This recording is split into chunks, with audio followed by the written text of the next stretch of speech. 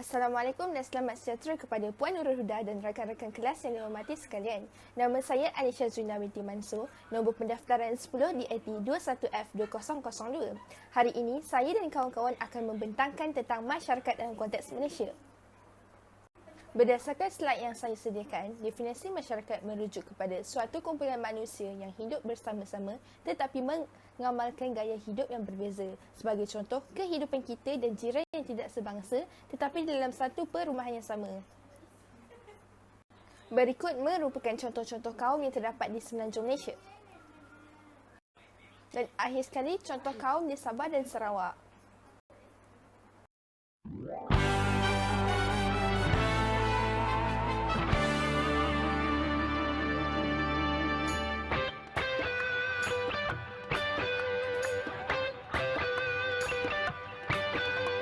Sembilan belas 57 bulan 8 kita merdeka. Setelah dijajah oleh orang Inggeris, kamikaze dan Portugis.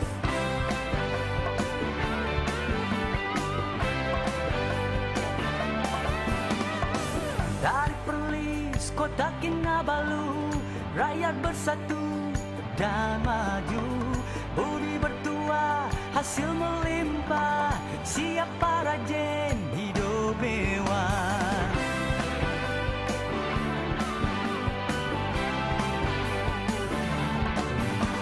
Saya anak Malaysia, saya anak Malaysia, saya anak Malaysia, saya anak Malaysia. Melayu, Cina, Iban, India, Kadazan, Portugis pun ada. Semua kaya dengan budaya di bawah kibaran satu bendera.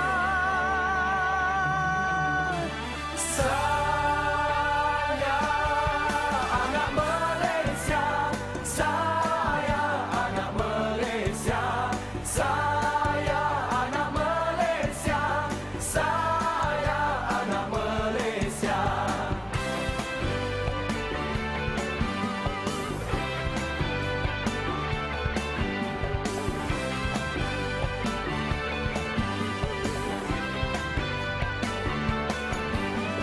Hujan emas di negeri orang, hujan batu di negeri kita. Walaupun cantik negeri orang, tentunya Malaysia cantik lagi. Created using Powtoon. Salam sejahtera, nama saya Ui Anshi. Nombor metrik saya ialah 10 di AT 21F2014. Hari ini saya akan membentangkan masyarakat dalam konteks Malaysia. Faktor-faktor perbentukan masyarakat Malaysia. Yang pertama, perkembangan perusahaan biji timah dan getah. Faktor agama, pendidikan. Perkembangan perusahaan biji timah dan getah. Perkembangan pesat perusahaan biji timah telah menyebabkan kemasukan buruh dari China. Perkembangan ekonomi yang pesat dan pertapakan moden asing di tanah Melayu terutamanya dalam sektor pelobangan biji timah telah menarik minat orang Cina ke negara ini. Perkembangan pesat perusahaan getah di tanah Melayu pada awal abad ke-20 meningkatkan keperluan tenaga buruh. Akibat perkembangan revolusi, perindasian permintaan tenaga buruh semakin tinggi dan dasar British yang menggalakkan kemasukan buruh-buruh India telah menarik minat mereka ke negara ini. Kegiatan ekonomi yang berbeza antara kaum iaitu orang Cina bekerja sebagai pelombong, orang India bekerja sebagai pekerja ladang, manakala orang Melayu kekal sebagai nelayan dan petani. Ini merupakan gambar-gambar. Faktor yang kedua ialah faktor agama. Setiap kaum mengamalkan agama yang berbeza dan rumah ibadat yang berbeza. Orang Cina dan India membawa bersama agama mereka ke tanah Melayu. Mereka juga membina rumah ibadat di kawasan penempatan masing-masing. Orang Melayu beragama Islam, orang India sebahagian pula beragama Hindu, manakala orang Cina beragama Buddha.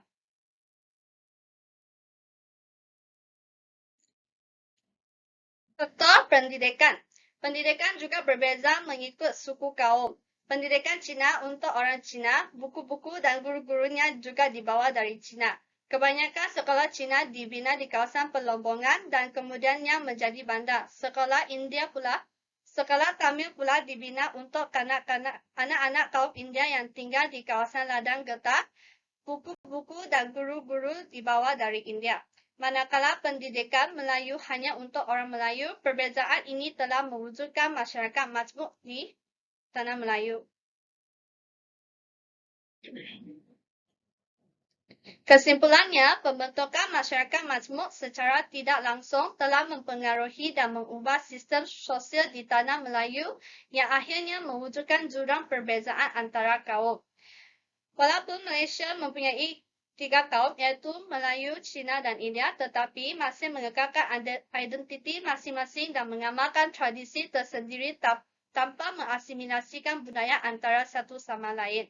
Sekian, terima kasih.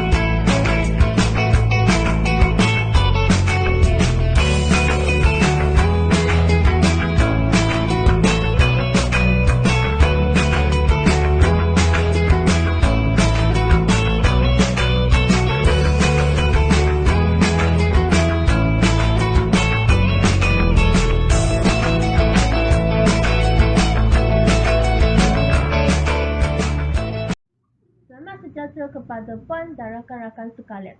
Nama saya Tan Syed Sam. Nombor kad matrik saya adalah 10BAT21F2007. Hari ini saya akan membentangkan peranan masyarakat Malaysia dalam membentuk perpaduan antara kaum di Malaysia. Di Malaysia, kita hidup bersama-sama dengan anggota masyarakat lain yang berasal dari pelbagai kaum, bangsa dan agama. Sejak mengecapi kemerdekaan pada 31 Ogos 1957, Malaysia yang dahulu dikenali sebagai Persekutuan Tanah Melayu telah mengecapi dan menghadapi pelbagai pengalaman pahit serta rintangan dalam mencapai keamanan dan kemerdekaan pada hari ini. Pasti pengalaman dijajah oleh negara asing tidak akan diulangi lagi seperti mana yang kita ketahui. Penjajahan Malaysia dimulai dengan Portugis, Inggeris, Belanda, Jepun, kemudian Inggeris lagi selepas itu. Teriakan dan sorokan keamat merdeka pada 31 Ogos 1957 adalah tidak semudah yang disangka untuk dilalui. Bagi memastikan negara tidak dijajah dan digugat oleh negara asing, perpaduan kaum amat mustahak demi menjamin ketenteraman negara ini. Kita tiada seorang pahlawan seperti Rentap yang menentang kubur Raja Brok di Nangkas Perang pada tahun 1983, ataupun Dor Said yang melakukan penentangan terhadap kemarahan penjajah pada tahun 1826 di Nanning, atau gerakan penentangan Inggeris di Sabah yang gagah diketuai oleh Mat Saleh pada tahun 1884 hingga 1900. Yang kita ada adalah Datuk Seri Ismail Sabri bin Yaakob, iaitu Ketua Barisan Pemimpin Negara yang merangkap sebagai Perdana Menteri Malaysia. Namun begitu, keharmonian yang dinikmati oleh nenek dan moyang kita dahulu semakin hari semakin goyah. Apakah peranan masyarakat Malaysia yang efektif untuk merealisasikan perpaduan yang jitu antara kaum di Malaysia? Antaranya ialah individu haruslah menghadirkan diri ke majlis rumah terbuka yang terdiri daripada pelbagai kaum. Seperti rakyat warga negara Malaysia, seharusnya menyambut pelbagai perayaan yang diadakan setiap tahun supaya dapat berinteraksi dan berhubung dengan para jemputan yang berbeza kaum dan latar belakang. Melalui ini, dapat memperkasakan dan mengeratkan hubungan silaturahim sesama kaum. Bukan itu sahaja, ia juga dapat meluaskan pengetahuan kita tentang amalan dan adat setiap kaum yang terdapat di Malaysia. Tamsilnya, perayaan Aidilfitri, Tahun Baru Cina, Deepavali dan sebagainya. Tegasnya, kepelbagaian yang ada di negara kita dapat mewujudkan perpaduan kaum yang mengenali sesama lain kerana tak kenal maka tak cinta. Tahukah anda, apakah peranan individu lagi untuk merealisasikan perpaduan? Tepuk dada tanda serela.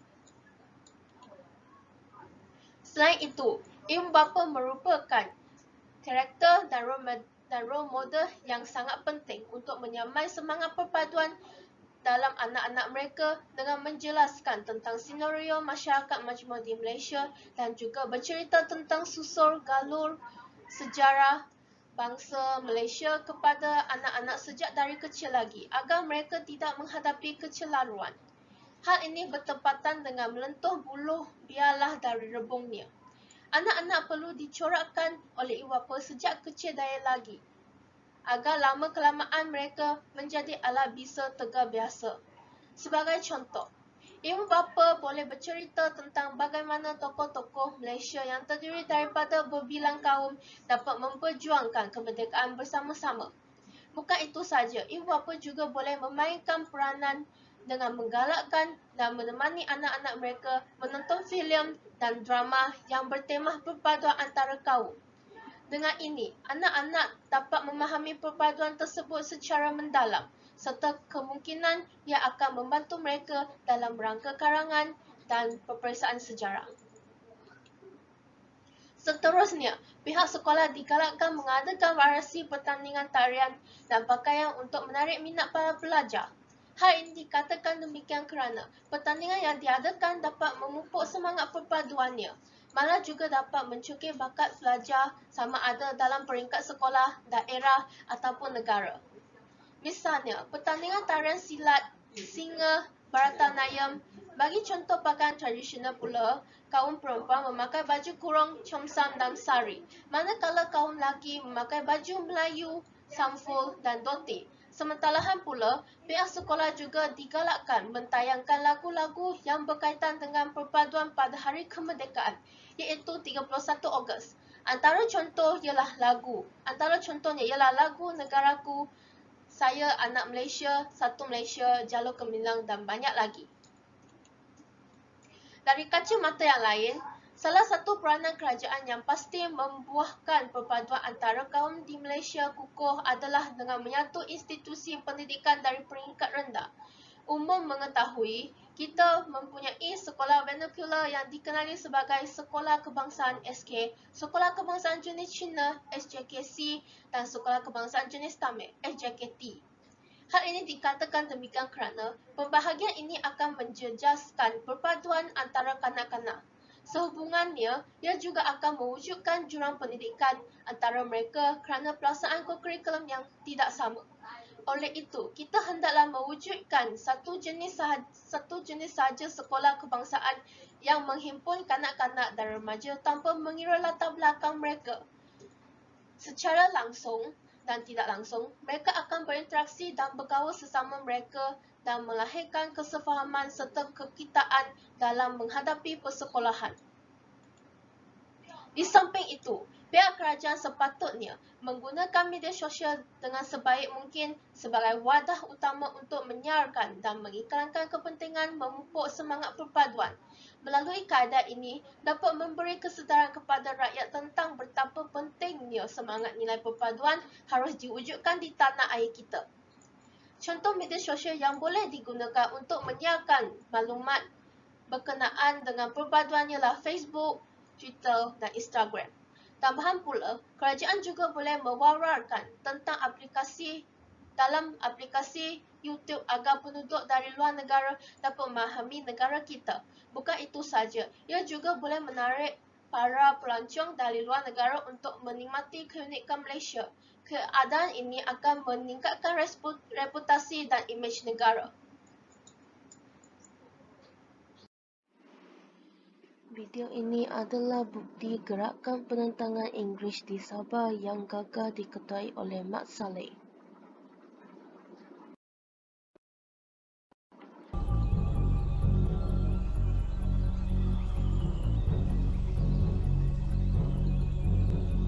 Inilah kawasan dan kubu Mat Salleh yang terbaru, Tuan. Setelah kubunya di Ranau dulu kita musnahkan. Ini orang tidak seri, masih mau menentang Inggeris. Corporal Wilkes, kepung kubu pemberontak itu. Kita akan menyerang mereka bila-bila masa. Baik, Tuan. Lieutenant Winston, saya kira sudah tiba masanya kita mulakan berdelam meriam ke arah kubu mereka itu. Semua sudah bersedia, Tuan. Kali ini, kalau itu Mat Salleh ada di situ, pasti dia akan ikut terkorban. Pasukan meriam! Bersedia untuk menembak! Tembak! Berlindung semua. Mereka sedang melancarkan berdilan meriam ke arah kita.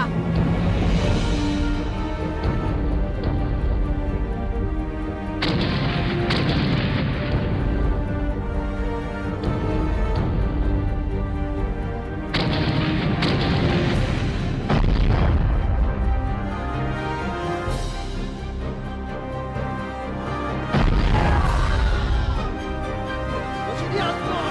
Serang!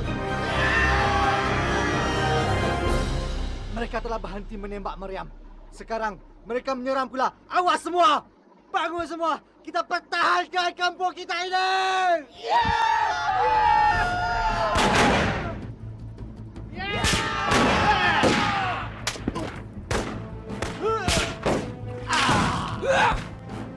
Kalau begitu, matilah kita. Kita berundur! Berundur! Siapa undur? Aku sendiri akan sembah dia! Marah ke depan semua!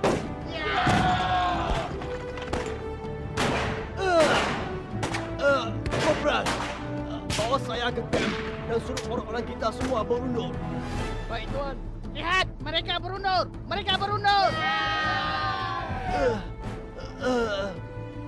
Winston, apa sudah jadi pada kamu? Tuan, ramai orang-orang kita telah gugur, Tuan. Mat Salleh dan pengikutnya seperti haiwan, Tuan.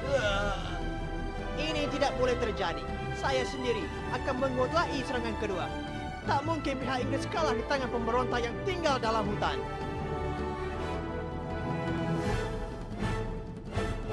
Mereka sudah berundur, tapi tidak bermakna mereka mengalah. Selepas ini, mereka pasti akan menyerang semula. Kamu jaga dan perhatikan keadaan sekeliling. Saya hendak pergi bersolat sebentar. Tak payahlah kamu bantu aku, Kapit. Pergilah tolong kawan-kawan kamu di depan sana itu. Baik, Datuk.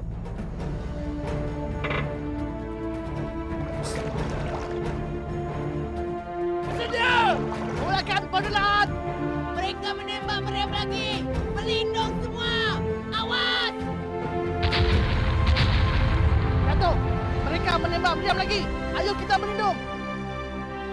Kamu saja yang pergi. Biarkan aku di sini saja. Tapi Datuk, pergi.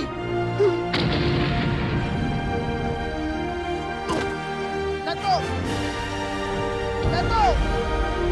Serang!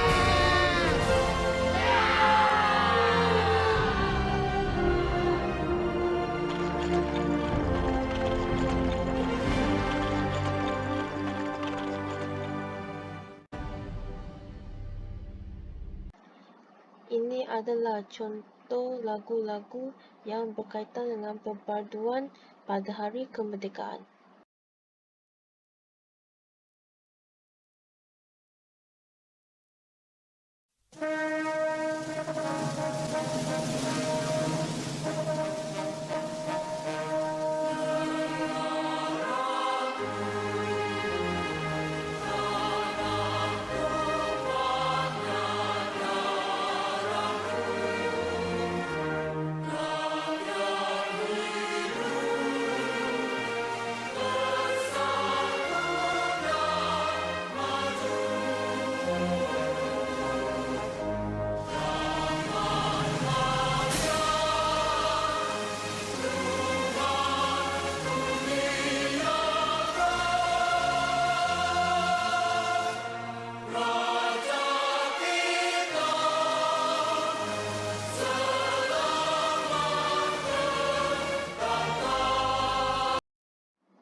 Ini pula adalah contoh yang kedua.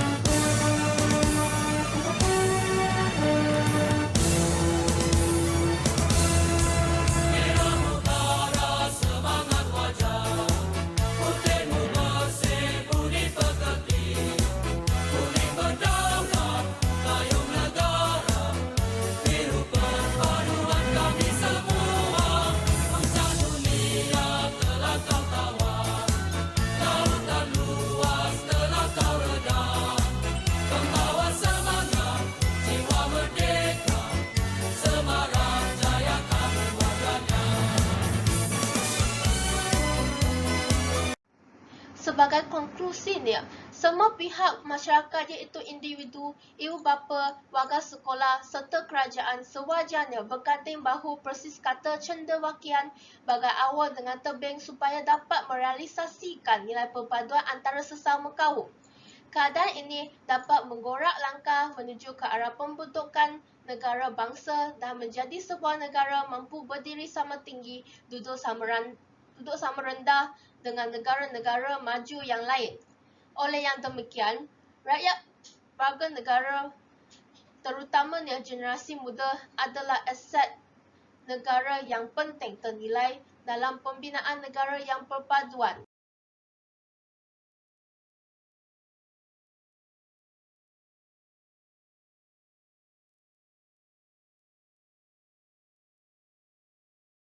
Assalamualaikum warahmatullahi wabarakatuh dan salam sejahtera. Nama saya Nik Saedah binti Cik Rizwan, nombor matrik 10 DAT 21 F2006. Hari ini saya ingin membentangkan tentang cabaran yang perlu dihadapi dalam mengekalkan perpaduan kaum di Malaysia. Pada masa ini, sama ada kita sedar atau tidak, lantaran terlalu dihidangkan dengan pembangunan negara yang semakin gah di pesada dunia. Namun di sebalik itu, kita acap kali tersentak oleh pelbagai permasalahan perkauman yang dicetuskan oleh rakyat kita sendiri. Negara Malaysia mengecapi kemerdekaan hasil usaha kesemua rakyat pada ketika itu, tanpa mengira bangsa, agama dan warna kulit untuk hidup harmoni bersama-sama. Namun, hari ini kita sering melihat siaran berita di televisyen dan video-video perkongsian di laman sosial yang menggugat perpaduan kaum yang telah terbina sejak dahulu lagi. Pelbagai faktor yang menyebabkan perkara ini berlaku, di mana kekurangan sifat toleransi merupakan nilai yang penting bagi mencari kemajmukan dalam kalangan masyarakat hari ini. Oleh itu, mari kita huraikan cabaran-cabaran yang timbul dalam mengekalkan perpaduan kaum. Terdapat 5 cabaran yang perlu dihadapi dalam mengekalkan keharmonian antara kaum di Malaysia. Yang pertama, lanskap politik negara. Yang kedua, kewujudan sistem pendidikan yang berbeza dan penggunaan bahasa kebangsaan. Yang ketiga, jurang dan dominisasi ekonomi. Dan yang terakhir, laman sosial dan media massa. Cabaran pertama adalah dari segi politik negara. Perbezaan parti politik di Malaysia yang berasaskan perkauman telah menyukarkan perpaduan kaum. Dunia politik sememangnya penuh dengan kontroversi, di mana terdapat pelbagai individu yang mempunyai tujuan dan kepentingan yang berbeza. Hasilnya, masih terdapat pemimpin yang kurang bijak dengan mengharapkan sentimen perkauman dapat memancing perhatian rakyat, tetapi sebaliknya hanya ingin melindung kepentingan diri sendiri. Oleh itu, bagi menggerakkan negara ke arah kemajuan yang berdiri sama tinggi dan duduk sama rendah dengan negara maju yang lain, ahli politik perlu bersikap terbuka dan matang. Politik sepatutnya membela nasib keseluruhan rakyat, bukannya mengikut kepentingan bagi mana-mana pihak. Tidak dapat dinafikan lagi bahawa fahaman parti politik merupakan salah satu cabaran untuk mengekalkan perpaduan kaum di negara ini. Sekiranya rakyat dan para pemimpin negara dapat mengatasi cabaran ini, pasti perpaduan kaum antara masyarakat dalam negara akan menjadi lebih erat. Yang kedua, jurang dan dominisasi ekonomi. Di samping itu, dominisasi sesebuah kaum dalam sesuatu bidang ekonomi juga telah mewujudkan jurang ekonomi antara perkauman. Cabaran ini telah bertimbul sejak zaman penjajahan British lagi, di mana kaum Melayu menjadi petani dan nelayan. Kaum India diletakkan di ladang getah dan kaum Cina bekerja sebagai pedagang dan melakukan perlombongan. Setelah kemerdekaan dicapai, berlaku perubahan di mana setiap kaum mendapat peluang pendidikan dan mampu berjaya sekiranya berusaha dengan betul. Namun begitu, akibat dasar penjajah dahulu, kesannya masih dapat dilihat sampailah sekarang, di mana sektor perniagaan masih didominisasi oleh kaum Cina dan kebanyakan orang India masih tinggal di ladang. Rentetan senario ini telah menyebabkan interaksi sosial di antara mereka terbatas. Kesannya, perasaan prasangka dan perkauman akan menjadi semakin kuat dan menebal di antara sesama kaum dan menyukarkan proses perpaduan. Cabaran yang ketiga ialah kewujudan sistem pendidikan yang berbeza dan penggunaan bahasa kebangsaan. Sistem pendidikan yang diasingkan mengikut kaum telah wujud dan meninggalkan kesan yang kurang baik. Pengenalan sistem sekolah vernakular yang mengikut kaum telah menjadikan hubungan rakyat Malaysia semakin renggang. Mutakhir ini, masih ramai rakyat yang merupakan warga negara Malaysia tidak fasih untuk bertutur dalam bahasa kebangsaan iaitu bahasa Melayu. Bahasa merupakan elemen utama untuk berkomunikasi di antara satu sama lain. Sekiranya kita tidak fasih untuk berbahasa, bagaimana untuk kita berkomunikasi dan memahami individu lain yang berbeza pendapat dengan kita? Jika masyarakat majmuk melibatkan diri dalam kegiatan sosial terutamanya pendidikan dan berkomunikasi dengan baik, maka akan timbul sifat keterbukaan, persefahaman dan toleransi antara satu sama lain. Pada hemat saya, mewujudkan satu sahaja aliran dalam sistem pendidikan negara serta menekankan terhadap penggunaan bahasa kebangsaan dapat menyelesaikan masalah perpaduan kaum yang semakin membelenggu masyarakat hari ini. Persis kata mutiara, melentur buluh biarlah dari rebungnya. Cabaran yang terakhir ialah laman sosial dan media massa. Ledakan teknologi hari ini juga merupakan cabaran dalam mengekalkan perpaduan kaum. Kemudahan media massa dan sosial yang semakin pantas dalam menyampaikan sesuatu teks atau video telah menunjukkan sisi negatifnya. Penyebaran fitnah dan berita palsu semakin menular, terutama apabila isu tersebut melibatkan sensitiviti perkauman atau agama. Setiap individu sewajarnya bertanggungjawab dan beretika dalam menyampaikan atau berkongsi sesuatu perkara yang sensitif tentang perkauman dan agama. Pihak berkuasa wajar menguatkuasakan undang-undang kepada pelaku yang mencetuskan isu atau sesuatu perkara yang mampu menggolakkan perpaduan antara kaum. Netizen pula perlu menyelidik terlebih dahulu sebelum memberi reaksi terhadap perkara yang menyentuh tentang perkauman ini. Ahli masyarakat juga bertanggungjawab menjadi mata-mata pihak berkuasa di mana jika ternampak sesuatu perkara yang akan menimbulkan kemarahan sesebuah kaum atau penganut agama, wajar untuk kita laporkan perkara tersebut kepada pihak polis. Intihannya, penggunaan teknologi seperti media sosial sepatutnya menjadi perkara yang positif dalam kehidupan harian kita. Sebaliknya, penularan isu-isu yang menyentuh perpaduan kaum menjadi bahan berbualan masyarakat hari ini. Secara tuntasnya, terdapat pelbagai cabaran yang timbul dalam mengekalkan perpaduan kaum dalam negara kita. Pelbagai usaha telah diambil tetapi belum cukup untuk mengekalkan perpaduan kaum yang mudah untuk dimusnahkan. Kestabilan politik dan ekonomi merupakan antara aspek yang bakal menentukan keutuhan perpaduan kaum dalam negara ini. Semoga setiap di antara kita sedar bahawa betapa nikmatnya untuk hidup bersama-sama dengan kaum dan agama lain secara harmoni dan sejahtera. Cabaran mengekalkan perpaduan kaum ini sebenarnya merupakan tugas kita sendiri dalam memastikan pemimpin yang adil dipilih, amalan sikap toleransi serta bertolak ansur dilaksanakan dalam kehidupan harian masing-masing. Bersatu kita teguh, bercerai kita roboh. Sekian itu saja daripada saya. Terima kasih.